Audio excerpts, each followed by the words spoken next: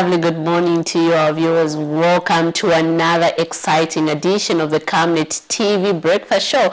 Of today being the 19th of September 2022. I hope you're having a lovely morning. I am your host, Miriam Kaimba, and in studio I'm not alone. Of course, every time I come here, I'm always joined by my beautiful colleague, Zipper. Why are you doing that? I was about to do the way I do my introduction, but then I saw it, I was like, Good morning to you, my lovely viewers, and I hope you're enjoying the hot weather before it actually starts in October. Yeah, exactly. I mean, just 2 days ago, we saw the Zambia meteorology saying we expected some rains. Yes. 18th, somewhere 21st. Maybe I'm sure most in the northern. In the northern, yeah. Yeah, I thought we were going to have some rains the way it's hot. You're looking forward to that. But when it starts raining again, you'll be complaining about the floods and stuff like that. It's good. It's hot and it's cold. But anyway, I love this season.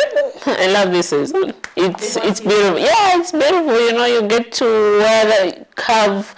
put on that summer dress of yours, with a hat and stuff like that. You go for ice cream. Yeah, exactly. So what do we have for our guest this morning? So at 7:30, we're going to open our phone lines and just discuss various trending issues with our viewers out there. And at 8 hours, we're going to be discussing whether capital crimes, this is treason, aggravated robbery, and murder. So these are the three capital offenses, on whether they should be made bondable or bailable. Like, what are the pros and cons? So expect your contribution both at 7:30 and at 8 hours. So at 8 hours, we're going to be joined by Mr. Mwelwa Muleya, who is the spokesperson at the Human Rights Commission, to just help us discuss our topic. Interesting. A lot of people would like, what should we, make offenses like murder a bailable, bondable offense? These are the questions that I would love, to get different views from our viewers out there in what they think about this. We have seen a lot of human rights advocates who have come forth, advocating for these capital offenses to be bailable and bondable as well. But hey, always have this problem. Exactly. So right about now, we'll go direct, Zipper, like we do always, into our healthy corner with our doctors from the Medical Women Association of Zambia. Yeah. And just a reminder that it is up for sponsorship, so let's just have Dr. Mtinta talk to us about menopause. Join us on the other side.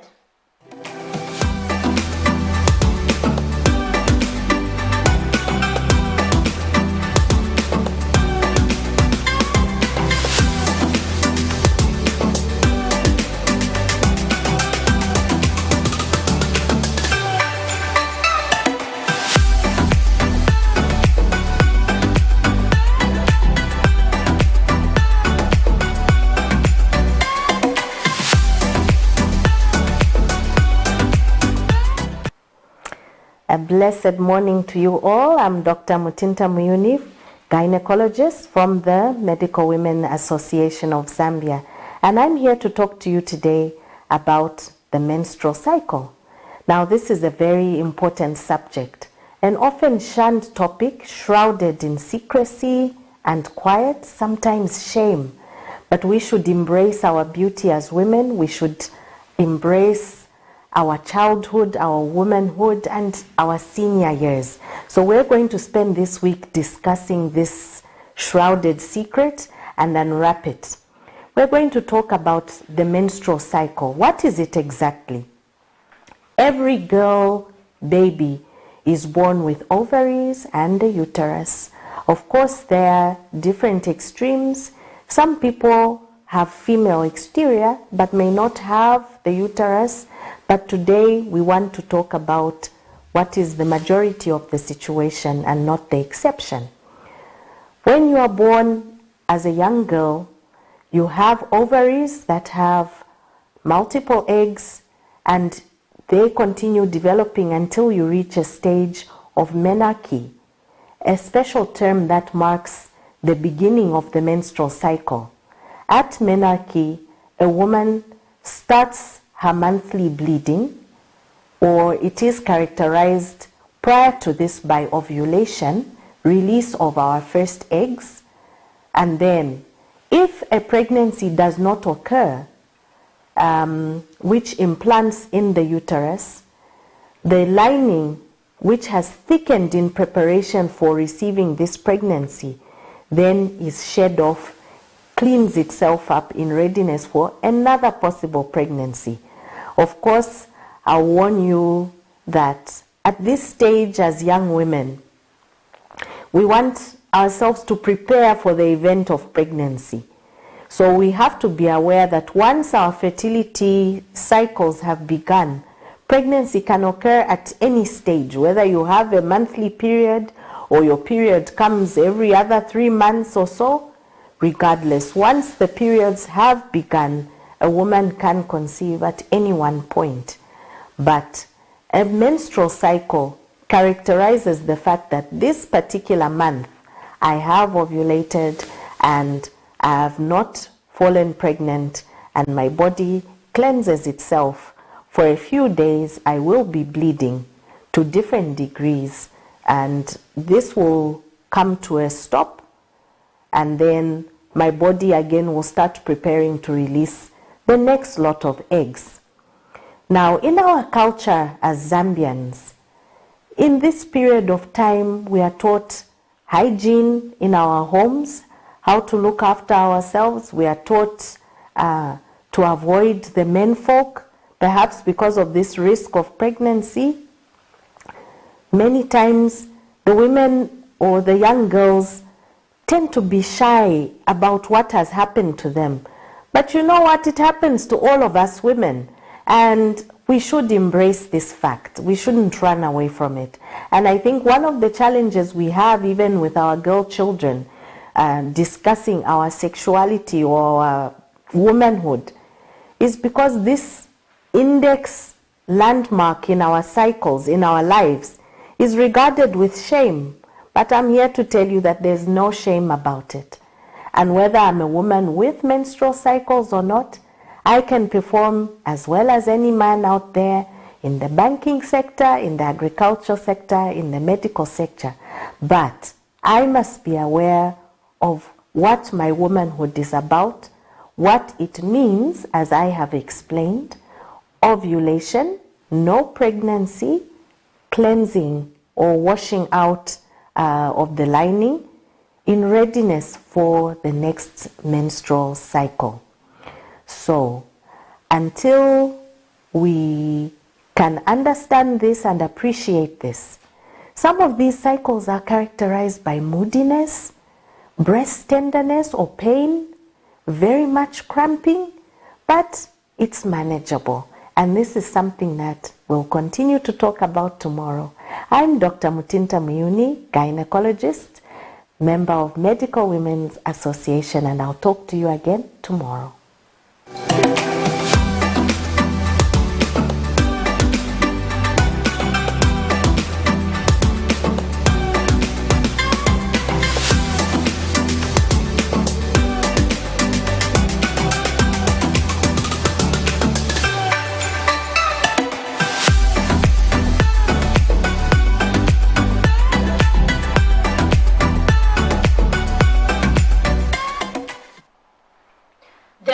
That was Dr. Mutinta just taking us into some of the issues concerning menopause. I hope you learned one or two things. And just now I'm going to take a look at the money market, which is also up for sponsorship, so that we can know how our kwacha is faring against major convertibles. Let's take a look at our money market today. We have the United States dollar, which is buying at 15 kwacha 15 way, selling at 15 kwacha 18 way. The euro, which is buying at 15 kwacha 45 way, selling at 15 kwacha 75 way. The Great British Pound, which is buying at 17 kwacha 65 way, selling at 18 kwacha. The South African Rand buying at 0 kwacha 88 way, and selling at 0 kwacha 89 way. And just happy to see that there the kwacha has actually maintained on a 15 kwacha mark here.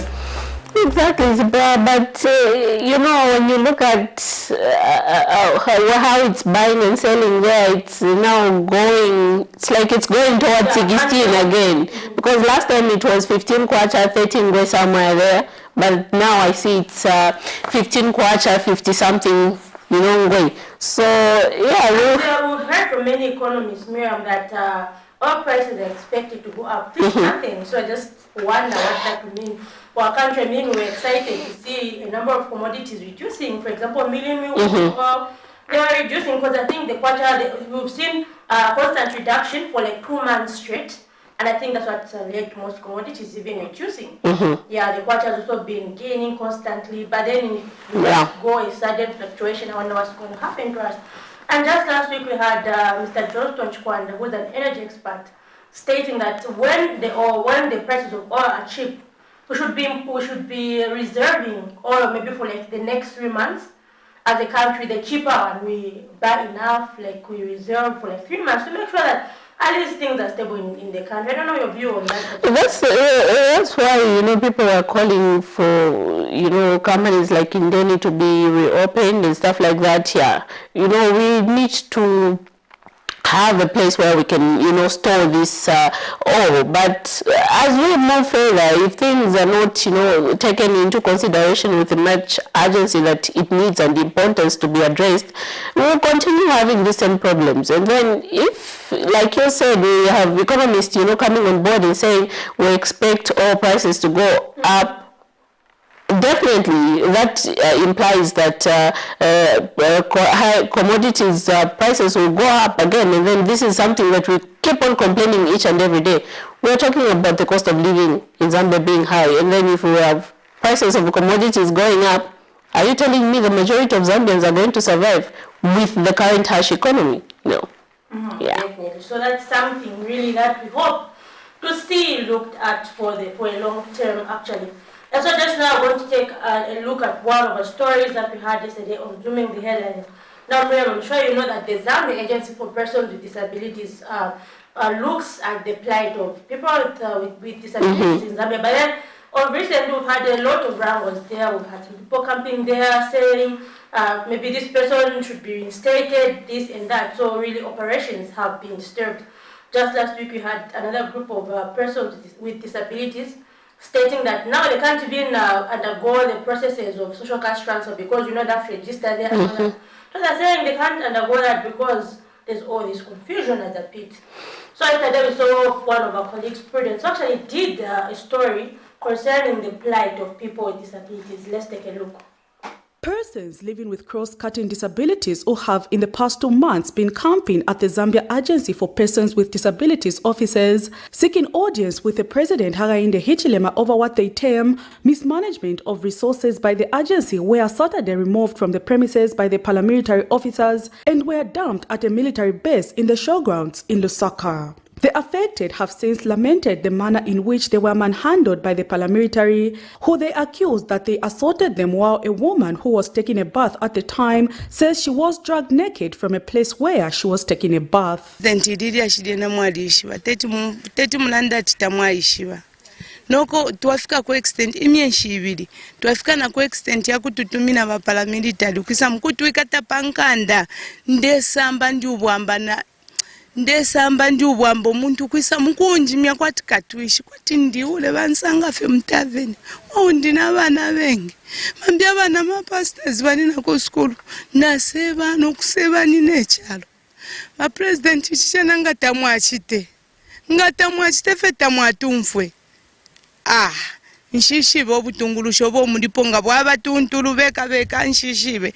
Meanwhile, Street Vendor Organization of Persons with Disabilities chairperson Peter Nkunika says he does not understand why Zapid hired other people with cross-cutting disabilities to go and fight them so that police can be called upon to manhandle them. He says all that they are fighting for is a noble call to have the resources donated to Zapid by international donors be put to good use, and says they will not stop protesting until the president addresses them. They only said that let's go to showground, that's where you'll be addressed from. So we tried to resist to say that we can't go that side. Why can't they address here? They told us that you have got there is nothing we can hear from you. So, for us, we complied with them until they dropped us, Musho ground, as if we are cattle grazing the green grass. So, as our demonstration is not going to end, it will only end when the president attends to us. Meanwhile, Euphrasia Lupia, the chairperson of the group, says those who are physically challenged currently working in the government should, instead of fighting them, join hands to ensure that persons living with cross-cutting disabilities are respected, including by decision makers. If you are not Fimona, if I'm what to try, Mulay Miabadi, Maleka Bakapukola, my first Sabani Manamanins.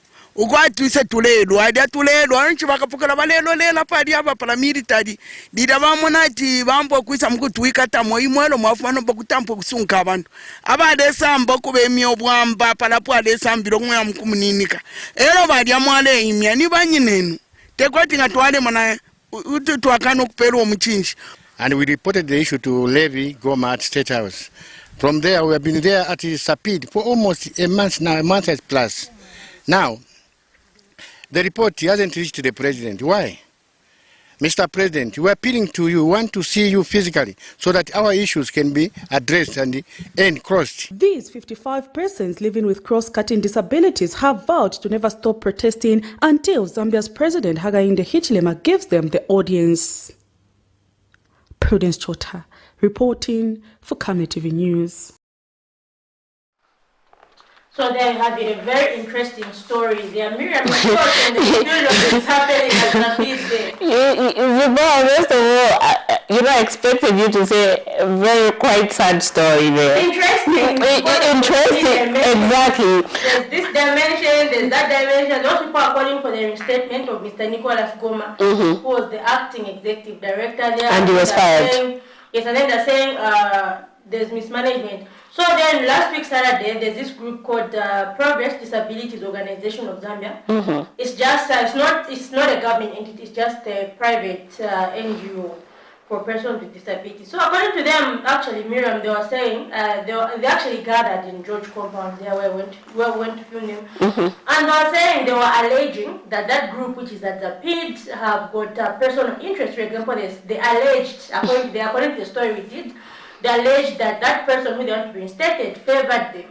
So now they're saying they need an overhaul at the peak to make sure that someone, the director who's there is not someone who's favoring a certain group of people, but person with disabilities, cutting for all people with disabilities, exactly. Zambia. So that was the argument. So they were saying we need an overhaul because, like they were saying earlier, stating that the issue of social cash transfer has stalled because those people are not giving the workers their free space to work. How can you work freely when people are sitting on the anyway?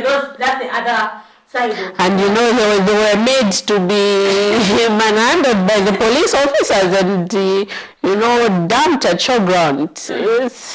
But anyway, I hope they address these wrangles so that they can have a person who can address them and include the interest of everyone, like you earlier mentioned. Yeah, exactly. Yeah, and one thing, Miriam, again, is many people have been calling for these types of offices to be depoliticized. Yes, exactly. That's why we've seen, especially after a change of government, with so many stakeholders stating that most of these top positions should actually be by rank, whereby you rise the ranks. It should be professional positions. Exactly. Not because this person maybe is affiliated to this certain political party. That's one way they can operate normally. If someone rises through the professional ranks, then I'm sure. And they will always be having these issues of this person, this executive favoring a certain group of people. Because they have no interest of serving each and everyone.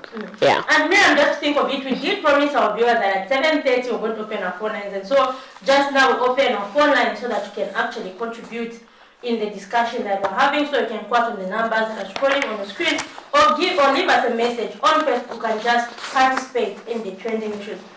And just now, Miriam, we have another interesting story from Rufunza district, where I saw a lot of gymnastics. Did you try to take part in the same thing? I don't even know how do they do that. That was that the Chiwela Kumush, not Chiwela, but Chiwela Kumush. Chiwela Kumush traditional ceremony, where they just celebrate a successful harvest. But then, unfortunately, Miriam, they were saying, even though they're celebrating that, the harvest has not been as successful as they wish. Because you know this climate changes. Yeah, just brought varying rainfall patterns. Today the floods, tomorrow it's dry, just like that. So anyway, that's something that has to be mitigated. But I had a very, very interesting time. I was looking forward to see you, take part in those, ceremonious dances and stuff like that. And actually learned a lot about the Soli people. And Miriam, there's one thing which I learned when I was in Funza. Like when they say we've received you, okay, I don't know, it's something like he probably poke na makasa. I think makasa fits. Yes, of course. So for them it's like it's hands and all that. So it was a very interesting language. I don't know Swahili, but I could get most of the things. It was like a mixture of Tonga, Bemba. It was the mix of Tonga, Bemba, those. Yeah. It's very, very important that you get to, understand different tribes and languages across the country. This is one Zambia, one nation. We need to embrace this culture thing. But anyway, let's get direct to playing that story, and we'll be discussing when we get back.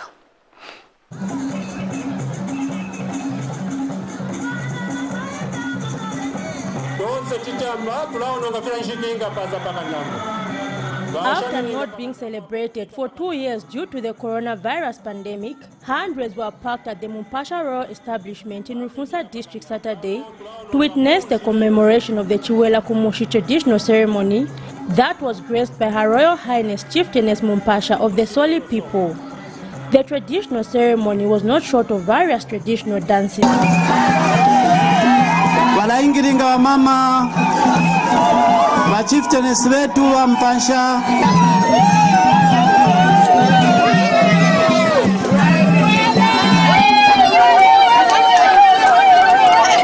Speaking at the ceremony through her private secretary, Princess Mwangala Chakalashi, Chieftainess Mumpasha has urged government to quickly mitigate the looming hunger in the district due to climate change effects on crops. She has further called for the completion of abandoned school projects to ensure that all pupils in a chiefdom have classroom space, while calling for sensitization of parents to take advantage of the free education policy by taking their children to school. My concern relates to some parents within my chiefdom that I see not willing to take their children back to school, even amidst the pronouncement of such a beautiful policy at play. We will endeavor to support your government by ensuring that all our subjects do take advantage of this policy by getting their children back to school. I must hasten to mention here that apart from the many positive strides that have come with this policy, there seems to be somewhat a renewed pressure on the existing school infrastructure in the chiefdom, given a huge number of pupils enrolling back into school. Meanwhile, Lusaka Province Minister, who is also a Rufunsa Member of Parliament and was guest of honor at the ceremony, Shao Muliata, says government has taken into account the challenges raised. It is government's desire to work with traditional leaders in promoting rural development. Speaking at the ceremony, Senior Headman for Nyampande John Mambo has urged investors in the mining sector to make sure that locals benefit from the mineral resources. You cannot work in an area and see the people of that area not benefiting, whether you have a mine or you have whatever. If that is done, we shall pack your bags and you go back where you're from. In short, we'll have investors, we'll have all over doing things in the area. But there's a language in Zambia, all such. Locals also took advantage of the ceremony to show seed varieties that they are cultivating as one way of fighting climate change. Zipporah Mshala, Camnet News, Rufunsa District. Quite interesting stories there, Zipporah. I know you were there, you were on the ground. How was the experience like, especially when you saw that man who was walking on the wire? I know you. When it comes, to being scared, to being afraid of things, but how was your reaction when you were filming that? Yeah, it was so amazing. Was it your first time seeing someone doing that? I think so. Like, it was my first time actually at the traditional ceremony. You always watch on TV, you see this, that. Even that person who fell at the, is it could be, is it the one in Eastern Province? Recently, yeah. Yes, the one who fell, I know that everything was seeing on TV, but then this time I saw for myself. It was really, really interesting, you know, to see our culture. Miriam, we've got a lot in stock in terms of tourism. We just need to market it well. Yeah. A lot. I think we're not doing enough.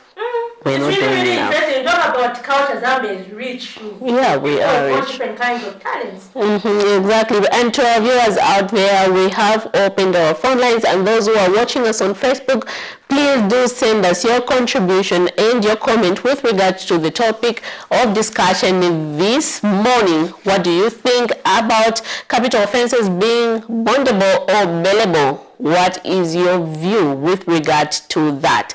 But anyway, right about now, we are looking at trending issues. In case you're just watching us from Kanyama, John Lane, wherever you're watching us, please do call us in and tell us what are some of the trending things that are happening in your communities and what you would like your civic leaders to address. Yeah, I know last time, you know, Zipa, we had people complaining of roads, people complaining of security issues in compounds, people complaining of talking about when we talk about security of, you know, not having enough police posts in station. Yeah.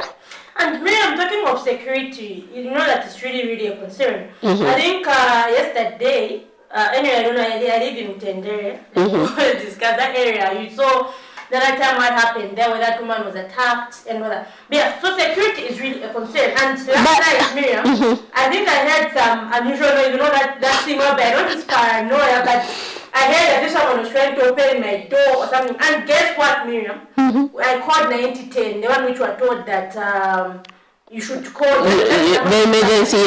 It's not a valid number. Wow. I called 9010, I have the whole records, Miriam. He said, oh, like, so what is going to happen to me in case... But lucky enough, you were not attacked. But then I was thinking, like, that if someone needs that thing, because, you know, I was suspicious, I was like, why am I, like, I woke up, I was hearing something. But again, you need an emergency number that is operating. Again, if we have a situation where when you call that emergency number, the police will rush there as soon as possible. Rather than taking an hour or 2 hours and telling you they didn't have logistics, the transport issues, they didn't have manpower, so they can't leave the station. Have we also considered in addressing those issues? Yeah, because I remember at one time, I think it was about 3 years ago, they brought a system, I don't know if it's still there, whereby you need to know the number of your local police, the area where you are. That is how it's supposed to be.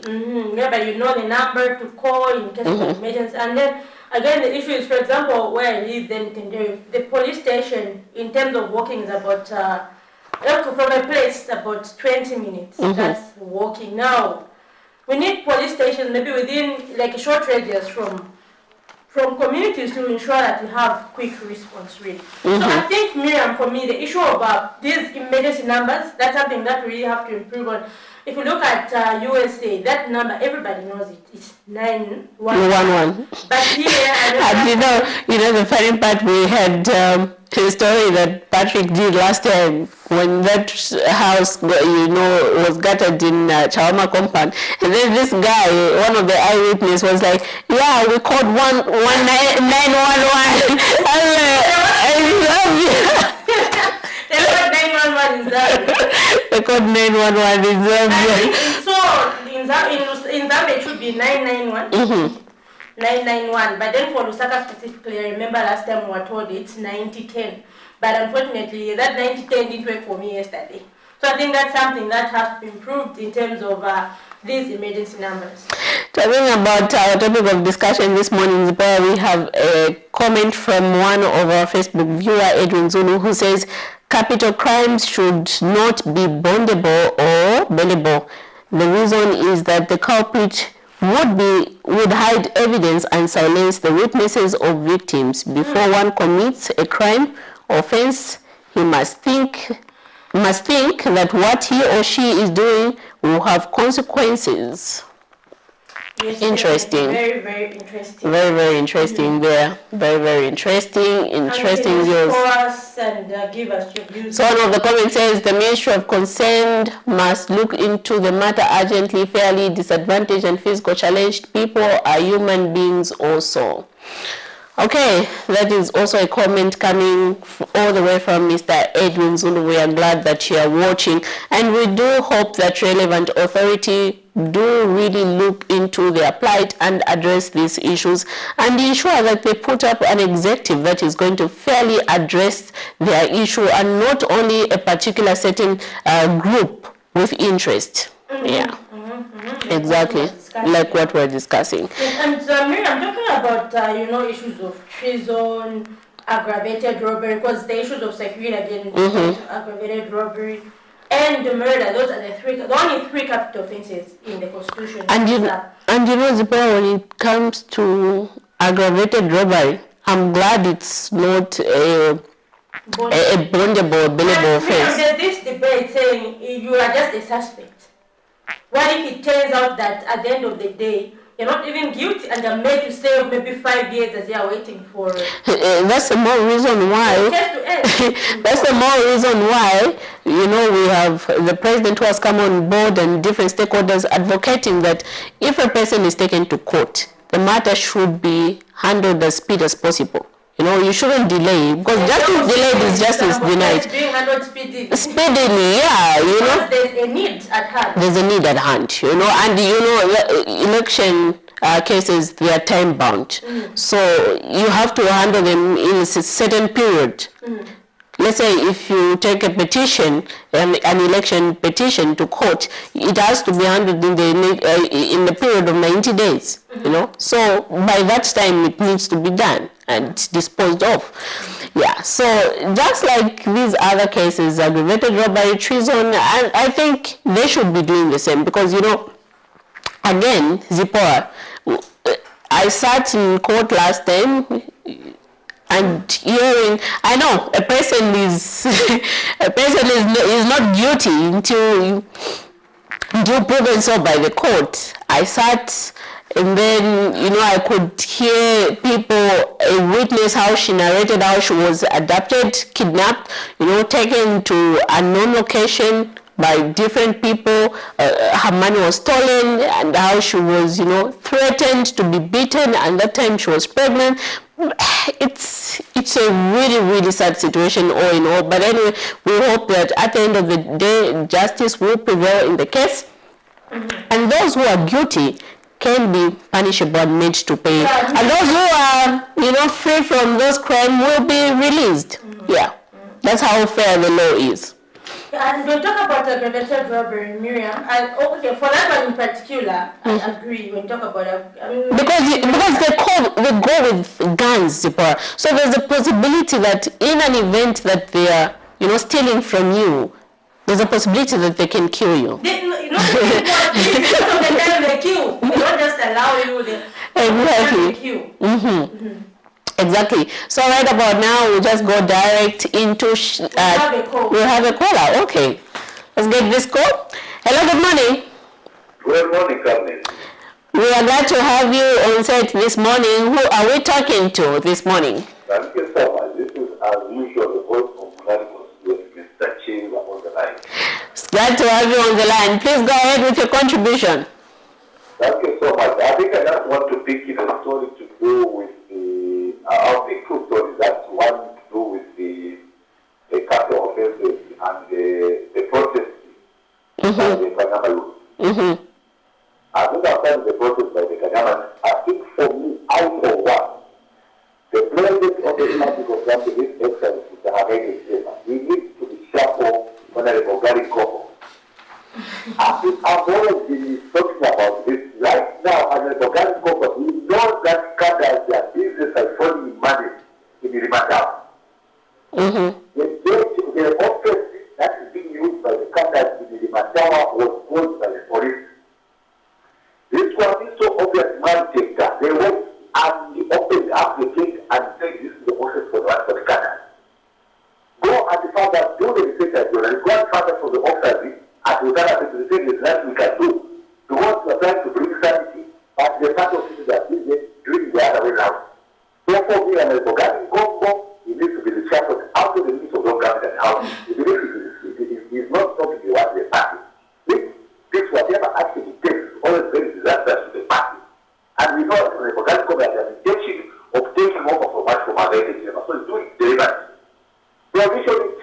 obvious one. I thought that I was not around, I was more than the children. I'm really close to the people. I can see what I've been talking about. I don't think anyone can who protect the book now. But I thought that I agree with you. Even if I say it's not about me, the belief is I know what the respect for you. It's a guy who has a very good provision here. You know, the guy go for the market. Not as the guys who are even behind the guys who are correctly managed the station. Number two is the capital. The capital faces are not main capital faces. So I see must accept them as a lesson to all that think that there shouldn't be anything. When somebody commits an argumented robbery, you stop safety, you know, defilement, murder, let them face a lot of those people who concoct that law, you are not fault. So capital faces as they are, as at now, let them remain capital offenses. I thank you. Thank you so much for your contribution. All right.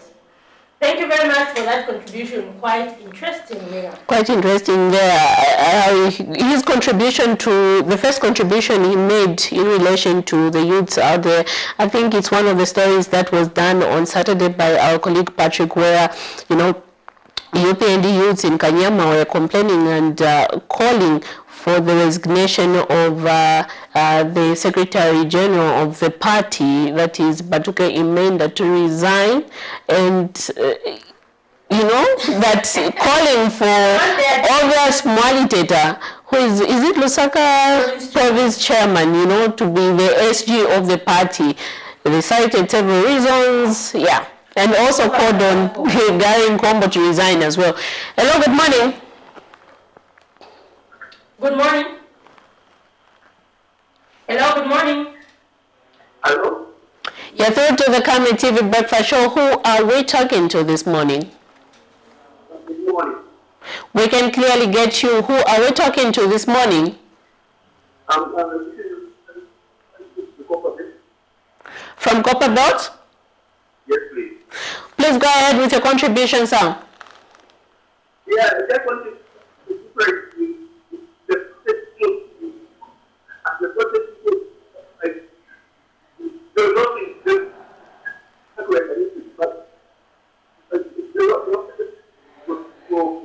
Can you speak up? We can hardly hear you.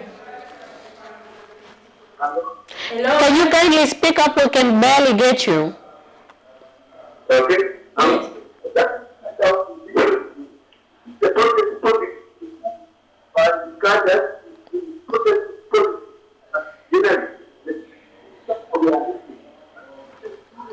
I think we have a bad line. Kindly call us back. Kindly call us back. Yeah, I think he's also trying to contribute toward the protest. Yeah, and Miriam, that's one thing again when we talk about the protest. People have been saying, is it okay for journalists to cover people who don't have a permit? Is it okay for each of us on that protest? And how do you know that they don't have a permit? We are codes. We are codes to go on the ground. Really a protest. That was, yeah. What happened? It was actually a press briefing. Initially, they called us there for a press briefing. They said they wanted to hear the grievances. Exactly. The grievances, I don't know, maybe the mood somehow went, they started walking, and but it was actually a press briefing. It was a press briefing and not a protest. Yeah. So the press briefing, then they decided to just walk the streets, and then people also thought maybe they were rioting. But the initial thing was the press briefing. And you know, I saw people saying, did they get a permit? Because we saw last week on Friday, Dr. Branson being passed on, and you know, along with other reporters, like 5 reporters, among them Movie TV, KBN, and others, who were covering him being passed on by the police. Yeah, very, very interesting. So I can continue with your contributions, but then just now we get to our next segment where we're going to have our guest, Mr. Mwiro Mlea, who's the spokesperson of the Human Rights Commission. So Miriam, do you have a clip for that? Exactly, Zipporah, but we'll play that clip later on. But right about now, we'll just take a short break and stay tuned. For immediate coverage of any breaking or latest news in Zambia and around the world on Camnet Television, call the numbers on your screen.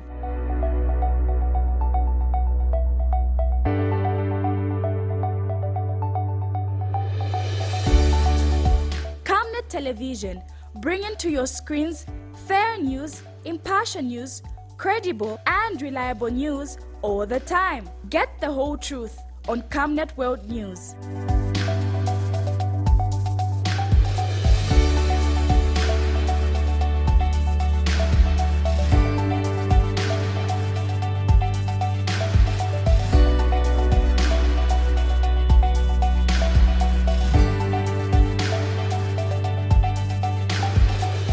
Camnet Television, not just another channel. Water is life. Each drop counts and each must be cherished. Our tried and tested product meets all international standards. With our smart drip technology, we aim to deliver precision irrigation designed to reduce blockage and wastage, ensuring a high yield. RenGlow, your smart irrigation partner.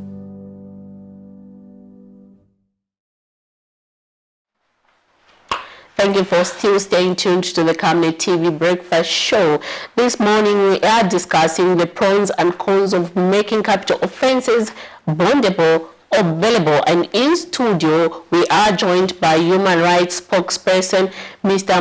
Mulewa, who is going to help us discuss our topic this morning. Good morning and welcome to the Camnet TV Breakfast Show. Thank you very much, and good morning to the viewers. Welcome to the studio. Thank you very much. We are glad to have you.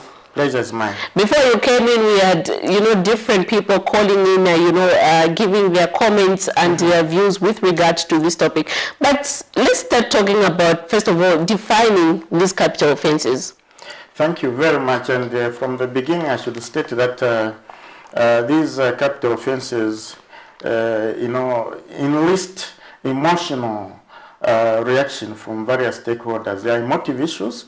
And you get varied reactions from people, but from the human rights standpoint, we always try not to be driven by emotions or how someone feels about an issue, but about what needs to be done and what is provided or should be provided under the law. Now, there are 3 capital offences in Zambia that have mandatory death penalty, and as a result, they are neither bondable nor bailable. These are to do with treason under Section 43 of the Penal Code. It's provided that if you have committed treason, you are liable to suffer death. And then there is a criminal offense of murder under Section 200 of the Penal Code. The Penal Code is Chapter 87 of the laws of Zambia. So murder also, you don't get bond or bail. But also there is a case of aggravated robbery under Section 294 of the Penal Code. You don't get bond. But also there's an additional offense where you don't get bond if you are a second or serial offender, that is theft of motor vehicle. Initially, if you know you are aware there are issues to do. If you've stolen a motor vehicle, you can't be bondable or granted bail. But it was amended to leave that first offenders can, are liable to get bond or bail. So basically, these are the offenses which don't attract bond, or from which you cannot benefit from being admitted to bail or bond. You have mentioned that, as human rights, you are not driven by emotions that, people would try and put across when it comes to this debate. Do you think capital offenses should be abolished or should be made bailable and bondable? Thank you very much. Basically, from the human rights standpoint, not only the Human Rights Commission, from the human rights standpoint, that there should be a general right to bail. There should be a general right to bail. The conditions or restrictions should be left to the discretion of the courts of law. So it should not be cast into iron and concrete by the law that you are not entitled to get bond or bail. But it should be left to the discretion of the courts of law to decide on on the merit of each case.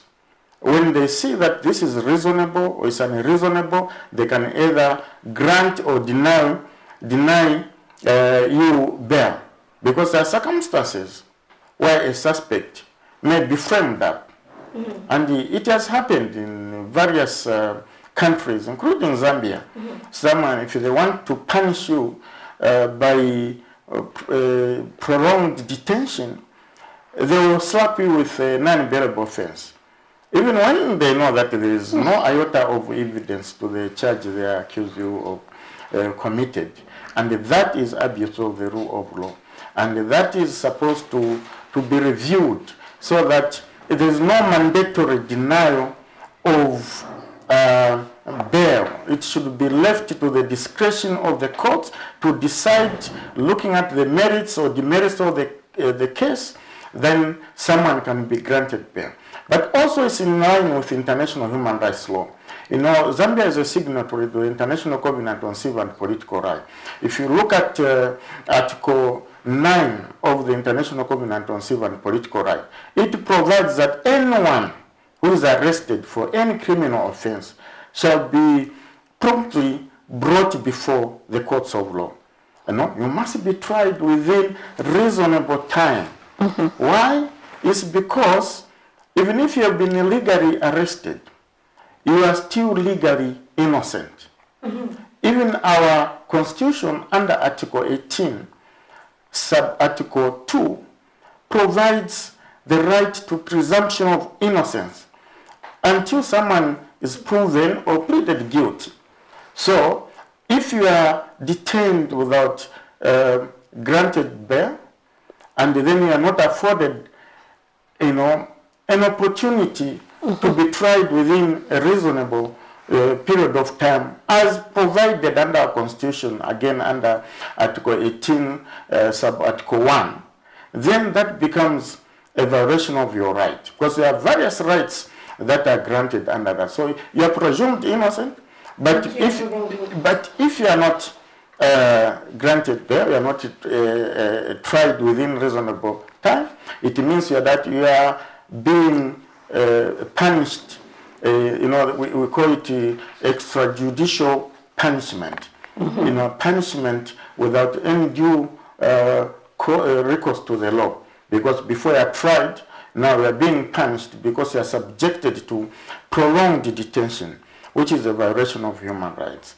And the Human Rights Committee, which is a treaty board under the UN, which monitors these civil and political rights, has guided that it should not be a general rule that a person pending trial should be in detention. It should not be a general rule. You can still be coming from your home while going to court or awaiting to be tried. However, there are parameters that, unless where it's found that it's reasonable and necessary for you to be detained. Now, is it necessary? They will look at these. Are you a threat to society if you are left out without being detained? Or is your security guaranteed as a person accused if you are not detained? Or are you a flight risk? Is there a danger that you may flee and you may not be available when time for trial or when you are required to appear before judicial proceeding? You know, those are considerations. Then are you going to interfere with the witnesses? So they will look at all those circumstances. Now they are saying the appropriate body to look at that in an objective manner are the courts of law, not the law enforcement officer, not any other authority. That's why we are saying this decision, whether to grant or not to grant bail, should be left to the courts of law, because we believe they are competent and they have no special interest in a case. They will look at the merits and the demerits of each case. We actually have a comment here on Facebook from one of our viewers who says people won't be free to stay or live in harmony with the suspected criminals. Their place is a remand prison until they are proved innocent and released. Relatives of the victim would actually see these people outside. Also, it is for the suspected criminal's safety otherwise. The other comment says capital crime should not be bondable or bailable. The reason is that the culprit would hide evidence and silence the witness or victims. Those fears which are really that I will talk to them, and the appropriate institution to decide on that are the courts of law, not any other individual, because individuals will have different emotions and opinions depending on who is arrested or not, who is concerned and so forth. Sometimes you find people make opinion because they know a person who is facing that crime, or because someone is a high profile person, or someone has got money, has managed to hire lawyers, and sometimes they can even pay other interest groups to set the agenda, to campaign for their, so we need a system that will benefit everyone, including those who don't have money, those who are not even visible under the media, who are suffering, pre-trial detention without anyone speaking for them. But the concerns can be addressed or redressed by the fact that there should be respect for the rule of law. When you are arrested, you should be, within a reasonable period of time, be taken to the courts of law. You have the right to a fair and speedy trial. That is under our Bill of Rights. Even at international regional human rights law, that is a guaranteed right to a fair and speedy trial, so that you are not punished before being found guilty. Because there are people, I'll tell you, that have served years before being tried. At the end of the day, they are found innocent. But they've been subjected to punishment. They've been deprived of the right to liberty. They've been subjected to overcrowding. They've been exposed to disease. They've been subjected to all sorts of torture, inhuman, and other cruel, human degrading treatment because of the conditions in which they are living. They've lost ties with their families, with communities. They've lost livelihood. The businesses have collapsed. So there are a lot of, it harms individuals, families, and the communities at large, because you are punishing people sometimes illegally. So we need to ensure that the wheels of justice are moving, and are moving in a proper manner, so that access to justice is enhanced. You are tried within a reasonable period of time. If you are innocent, you are released. If you are not innocent, you are sentenced. You start serving the sentence in accordance with what the law provides.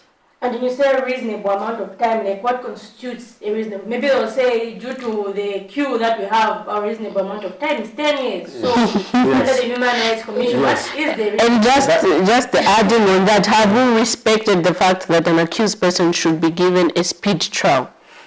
Very good questions. And that is a question they've been grappling with at international level. Because, this pre-trial detention, where people are being detained without being tried, is a global problem. It's a global problem. For instance, in Africa, between 30 and 60 persons in detention facilities are waiting trial, and that's why the African Commission on Human and People's Rights, in 2015, declared the 25th April as a Africa Day on pre-trial detention, to raise public awareness on the plight of people who are being detained without trial for a prolonged period of time. So it's a serious problem, and Zambia also is not an exception. But I should say that for Zambia, we have maybe, it ranges between maybe 12 to 17% of persons in correctional facilities who are remandees awaiting trial. So we are not doing badly, but we are not there. Now, what constitutes a reasonable period of time? That has not been established even at international level. The Human Rights Committee, which is the UN treaty body, which monitors the implementation of civil and political rights, has guided that state parties should set the maximum period of what constitutes maximum pre-trial detention period.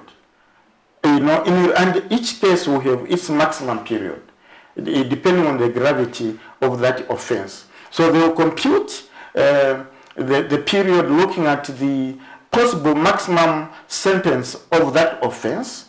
Then they will compute proportionate length.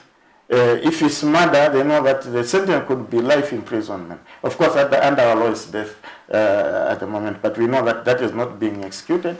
It could be life imprisonment. So they will determine the period for that case under which someone should be detained before being tried. And when that period is exceeded, they are saying a person should be released. That's what the guidance from the UN treaty body, which is the Human Rights Committee, has guided. However, before that is set, a person who is detained a longer period before pre-trial detention, before being tried, has a right to apply for habeas corpus. What we have habeas corpus, the right to be brought before the courts of law to be tried immediately. So the right to habeas corpus is guaranteed. And it's stipulated under the article, I've stated Article 9 of the ICCPR, and that if you have been subjected to unlawful detention, you are entitled to an enforceable right to compensation.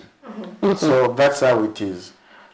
In case you're just joining us, we're discussing the pros and cons of making capital offenses, that is treason, aggravated robbery, and murder bailable or bondable. So what is your view on the issue? You can call us on the numbers that are scrolling on your screen or leave us a message on Facebook. And so we have a comment actually by a message from one of our viewers who says, Mr. Chris Banda, who says, capital offenses have been politicized in Zambia.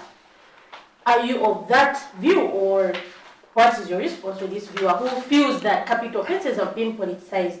That could be another view, that indeed there are some capital offenses that are politicized. And that's why the international community are saying we should put strong safeguards, legal and institutional safeguards against abuse of the law to settle political, discourse. Yes. So cases of treason, it's a highly political issue, for instance. It can be politicized, people can be detained, people can even face execution. And there are people, that's why the reason why these cases should be bondable and bondable. A lot of people have come out from such accusations to be very productive members of society. And it has been proven that some of the accusations were frivolous. So we need to follow the law. But also that it's the most vulnerable people suffer the most. The most people who suffer are those who are vulnerable, those who may not have high education levels, those who are of low income status. They cannot afford to hire the best lawyers that are available in the market to effectively defend them. So what is available to them is legal aid. Because if you are facing a capital offense, cannot be tried unless you are legally represented. And if you can't afford your own lawyer, you are provided legal aid. And we know that legal aid is extremely overstretched. The services are not adequate. And some people have complained, and we have been in this correctional facilities, the Human Rights Commission, that they feel they are not being, those who are being convicted or sentenced, they are not adequately legally represented. So you find that some people who may have been innocent are sentenced either to death or to long sentences because of inadequate legal representation. By virtue of their vulnerability, they don't know the law, they can't have any means in terms of money to hire best lawyers who are dedicated. Not that those from Legal Aid Board are not the best lawyers, but they have so much work. Others are demotivated, they are not as well paid as private lawyers, so the services are not adequate in terms of effectively defend the people who are facing these, capital offenses, very grave sentences when you are being sentenced to death. Those are serious offenses, and you need to really seriously think of the consequences before accusing someone or arresting someone of having committed a capital offense that attracts a death penalty.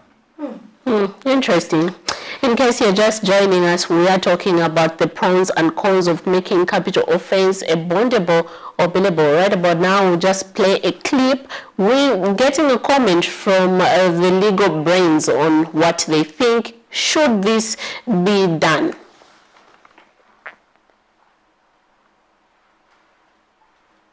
Concerning the issue about murder being a bearable or non-bearable offense. As you are aware, in Zambia currently, the law on murder is non-bearable. All offenses, about 5-6 offenses in Zambia are currently non-bearable. Drug trafficking is non-bearable. When you deal with treason, it's non-bearable. And the demands by the champions of human rights pertaining to the issue of allowing capital offenses to be bearable is also quite a progressive idea. But this is a discourse or discussion that the Zambian people must engage on.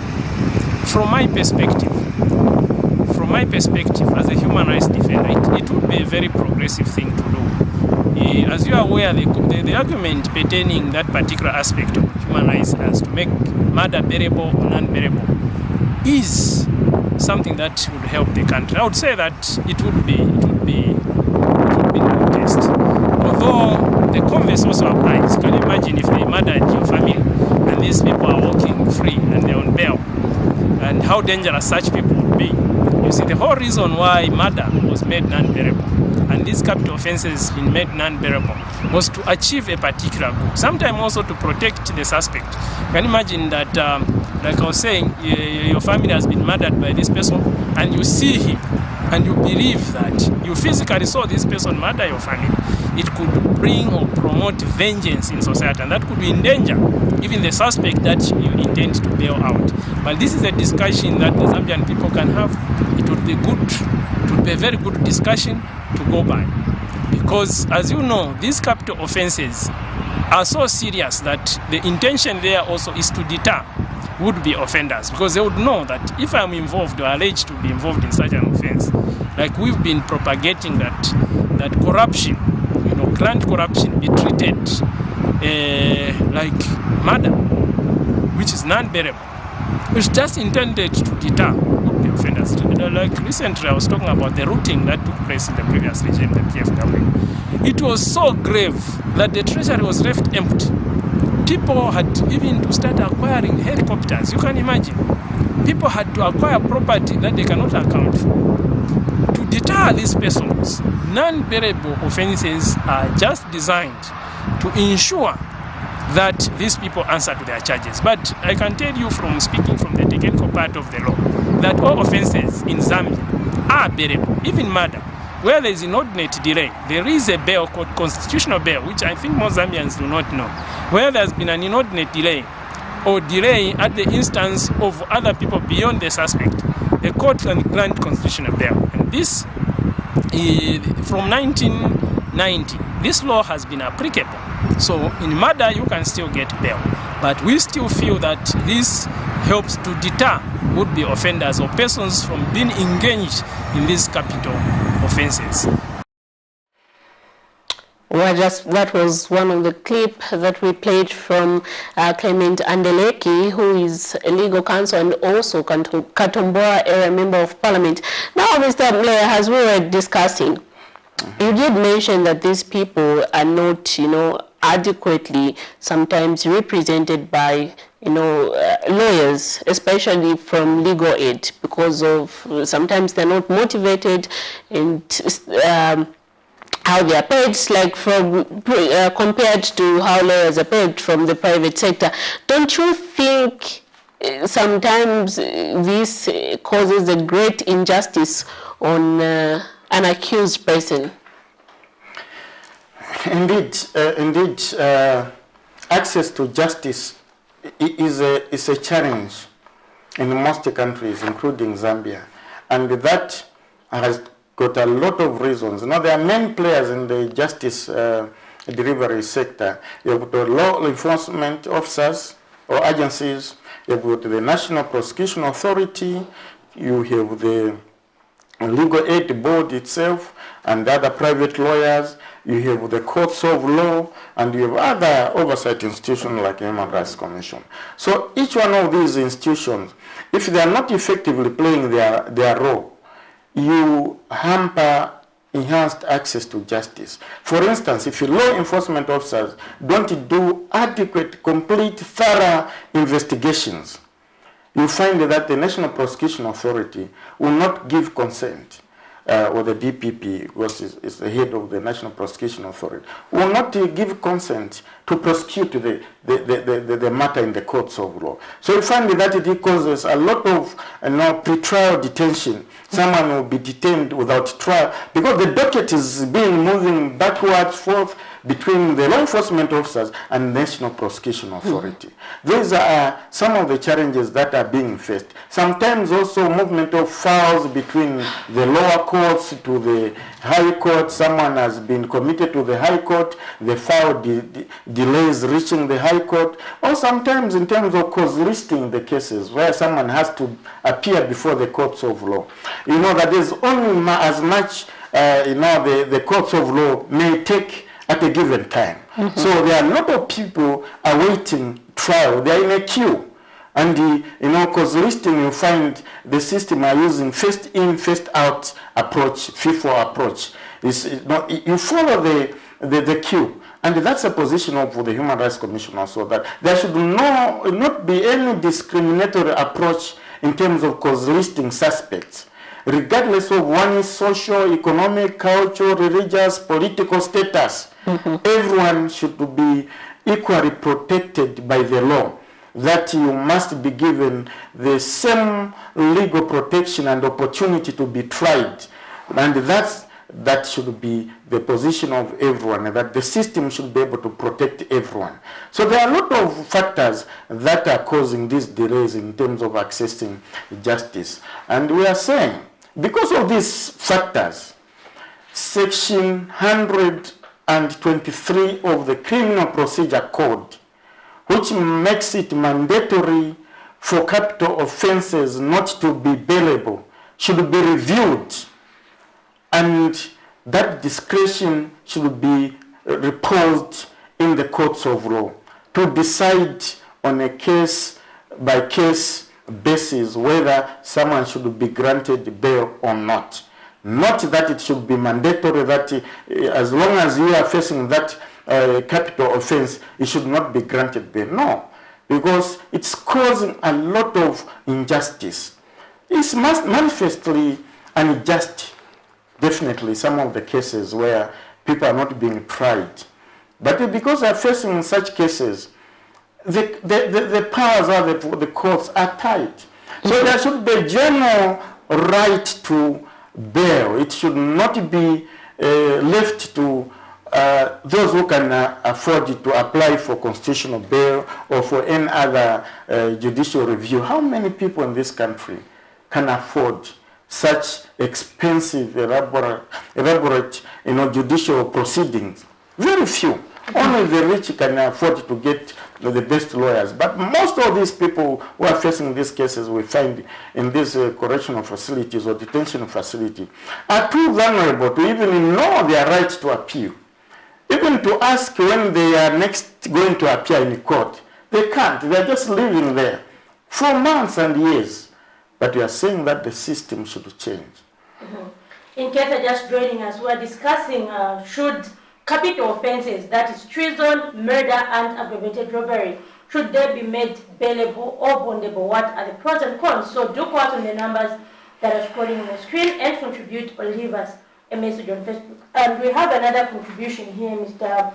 Mlea, which says we also need sanity in police cells since they are just suspects. And in line with that same issue, there's also the issue of torture. I mean, we have seen just Miriam, when we were doing some stories, I'm sure there was a story that time when there was COVID-19 on the heights, where some policemen caught some people who are selling beer when they're not supposed to be selling beer. I actually witnessed for myself as a journalist where you find that a policeman steps on the face of the suspect with the shoes, stepping on the face, beating, whipping, and all that. So is torture, is it criminalized in the Constitution? Torture of suspects, is it something that we have written down stating that it's a crime? And just is it something that needs to be written down? And just in addition, you know, most of the time suspects are brought before the court. You say, no, I was badly beaten by the police. Is it a mandate that, you know? No, very good questions. And you are really getting to the core of the challenges that we are facing as a country. Torture or informal ill treatment is expressly prohibited under international human rights law. Zambia, ratified the UN Convention against torture, other cruel, inhuman, degrading treatment, to be specific, on 7th October 1998. So they are bound by that international human rights instrument. But also under our constitution, under Article 15 of the Constitution of Zambia, Chapter 1 of the Laws of Zambia, which is the Bill of Rights, torture is expressly prohibited, meaning that there are no circumstances under which it should be allowed. Now, the challenge in Zambia is that we have not domesticated the UN Convention against torture, but also we have not operationalized the constitutional provision by enacting an act of parliament that criminalizes torture in Zambia.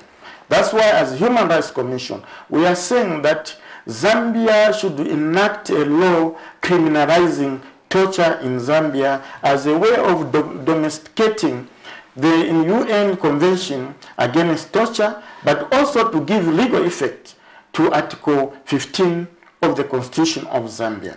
There are a lot of acts of torture that take place in these facilities, particularly at the point of being arrested or at the point of interviewing a suspect. Some people have had reports where people have lost sight because someone has been beaten, injured, the eyes have been, have lost the hearing, sense of hearing, they've lost limbs, they've lost teeth. Others have lost lives. Exactly. Others have lost lives. There are extrajudicial killings that have taken place through acts of torture. But as we have said, everyone is presumed innocent until proven or pleaded guilty. So it's not within the jurisdiction of the law enforcement officer to punish suspects. Punishment is a preserve of the courts of law. Every offense has a prescribed punishment. So you cannot just punish someone on the basis of how you feel about it. So that is unlawful. But most of the time we have seen, is there selection application of the law? Because most of the time you find the majority of people, suspects, who are being abused and tortured by the police are the vulnerable and not, the rich. Yeah. As I said, we find they are too vulnerable. Sometimes they can't even know how to respond. But as Human Rights Commission, we've been going these correctional detention facilities. We cannot be everywhere, but where we have found acts of torture, we have ensured that there is effective remedy against the victims. And in some cases, we have recommended a prosecution of the perpetrators. Just hold your phone there. We have a caller. Hello, good morning. Good morning. Good morning. You're here to the Camnet TV Breakfast Show. Who are we talking to this morning? My name is Lazarus Siseda. It's good to know that you're watching. Please go ahead with your contribution, sir. Yes. It's a very good topic that you have this morning, and it touches on very important issues. I'm very impressed with the gentleman over there, Mr. Mbea, when he's talking about human rights. You know, this has been a concern, especially from many Zambians, especially, you know, in my case, we have seen that in Zambia, we don't have human rights. And most of the people have said, no, we have human rights. I say there are no human rights in Zambia. What we have is a list of human rights, you know, that have been, you know, written by the United Nations. Because every year, the United Nations update that list. Now, as you know, as Zambia, as a nation, we have taken the list as our human rights. Those will only be human rights in Zambia. When we have laws in Zambia, when we make the laws in Zambia to protect some of those on the list, we need to take some of them. If we say we want to take capital punishment, to abolish capital punishment, and it becomes a human right or torture, then we have to legislate. We must make the law to protect that right. That's what has happened in other jurisdictions. Unfortunately, I worked in the UK as a lawyer, and I did a lot of issues because our company was dealing with human rights as well. So, when we are talking about human rights, we need to have the law in Zambia that protects the rights of Zambians. That's why we have issued with the Public Order Act, because it is not connected to the laws that protect the human rights in Zambia. And we don't know, we don't have the list ourselves to say this is the list that we have accepted. That's why we are so vulnerable in such a way that now we are even accepting other rights that infringe on our traditions and customs. For example, the gay rights. Those are rights under the United Nations. But because we don't have the laws that protect the rights, and we don't have the ones that we have picked from there, according to the United Nations, according to the human rights, we have the right to opt out from some of the human rights that are written there on the list. But because we have not done so, that's why we are having a challenge with those rights which are on the list according to the United Nations. So we need to make our laws. That's why I would like to make some layer. And all those states and the stakeholders to push the members of parliament to pick up the list, the types of rights they want for Zambia, and then make laws to protect those rights. Thank you so much. Thank you very much. Thank you so much.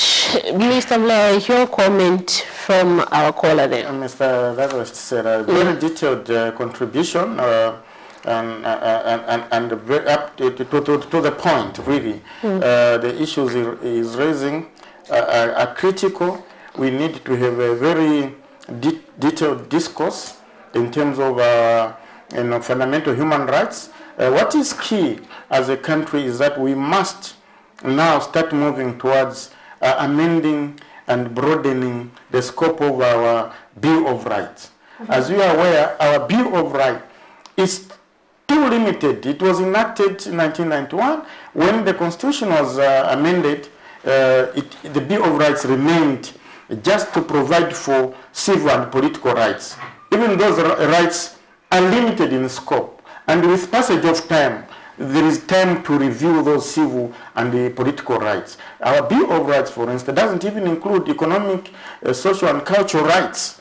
So it doesn't even meet the standard of what constitutes a Bill of Rights as an international human rights law standard, because a Bill of Rights should include civil and political rights, as well as economic, social, and cultural rights. Together, you are going to have now what constitutes International Bill of Rights. But ours is so narrow, limited, and inadequate, just protecting one set of rights.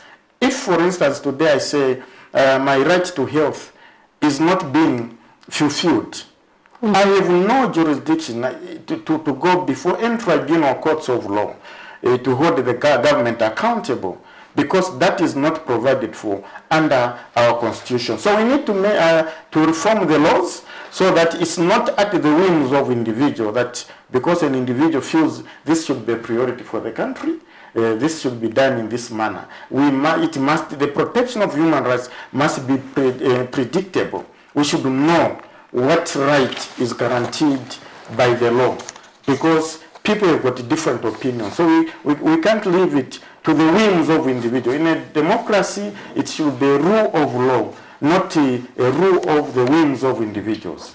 And we have another comment here, Mr. Mle, which says most correctional facilities in Zambia are not living up to their name. They still operate like prisons. And in line with the same, when you're talking about human rights in correctional facilities, there's also, as you respond to the comment, there's also the issue of food. There's always been this debate, like, how should inmates eat? Like, for example, okay, I don't know if it's true, but when I was young, I used to hear issues that, no, people even pour sand deliberately in the food just to punish the inmates. But of course, we know that inmates do not have a proper diet. So what should be taken away from them? Is it just their liberty or every other right to food and all that? Should it be right to health? Yeah. A lot. It's a wide range of rights that should accrue to persons in detention, and we are privileged as Human Rights Commission that we can access any a correctional facility or detention facility in this country by virtue of our mandate. Indeed, there are challenges in these correctional facilities because of the nature of the cases or the situation which are prevailing there. The way the infrastructure was built basically to punish anyone there. By virtue of that, by design, it was to punish. That was a prison. But now, greatly, we have reformed the constitution. Now there are correctional facilities, meaning that gradually we should start reforming even the way facilities are constructed. You see that the modern facilities now that have been built, they've now changed. They've got even washrooms, bathrooms. So they've got bunker beds. So the reformation is taking place in most of these modern facilities. But others are still really detention facilities, no ventilation, no running water.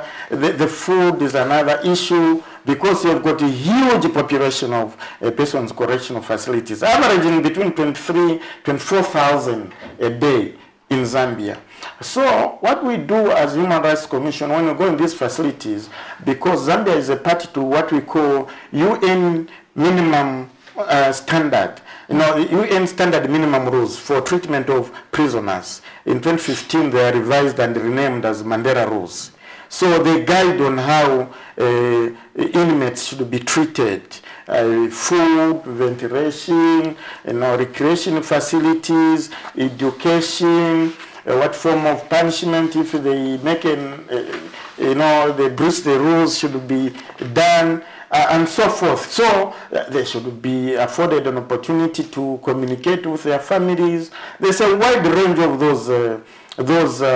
those rights which should accrue to the inmates. So the bottom line is that the government should continuously endeavor to abide by the Mandela rules so that you can improve the living standards of persons in correctional facilities. Because these are members of society. Eventually, they are going to be reintegrated in society. So if they feel like they've been, really, anything that hardens their feelings does not contribute to their correctional attitude. They come out like hardcore criminals. They should feel that society still cares for them. Even as we go towards conclusion, there's one major issue that affects many people who have been in correction facilities. The same tag of convicts usually disadvantages them when it comes to employment. Of course, it's not written down in the constitution saying should not employ someone who's a convict, but usually they're segregated against. So does this substitute to double punishment? Or the Human Rights Commission, should people who actually refuse to employ convicts maybe be punished? No, that's a very good question. Yes, extremely fundamental. And that's an issue which you've said. If you have changed the law, that now we are not focusing on retribution, punishment. We are focusing on correcting the behavior of these people who have offended society. The laws must change. The law which blacklists someone who has been convicted from being engaged or employed, for instance, public service, should be reviewed. It's redundant and is consistent with the constitutional reforms that have taken place. People should be given an opportunity to start afresh in life. You know, if you are pardoned, you are released, you have completed serving your sentence. What use will the skills training, the education, the counseling and guidance that you undergo through in the correctional facilities be if you are not given an opportunity to save society when you are out? That should end. We need to ensure that those who graduate from correctional facilities, they should be wholly embraced by society and live like they used to live before they had committed that offense. As you give your concluding remarks, do you think as a country we are doing enough to ensure that in as much as we have taken away the freedom of of movement for these inmates, are you as a human rights organization doing enough to ensure that you also sensitize them or do enough advocacy in ensuring that you tell them about the other rights that they have apart from the right to liberty, the right to movement that they have? Indeed, as the Human Rights Commission, we always do our best. When you go to these detention and correctional facilities, it's not just trying to see who has been arbitrarily detained, but also to ensure that these other rights are respected. We educate them. When you are sick, it's your right that you must access, medical facilities. You've been tortured, you must get a medical report so that there's a documentary medical evidence to the effect that indeed you are tortured. We do a lot of sensitization and human rights education in these facilities. But as a country, we need to do more because the challenges are institutional, they are legal.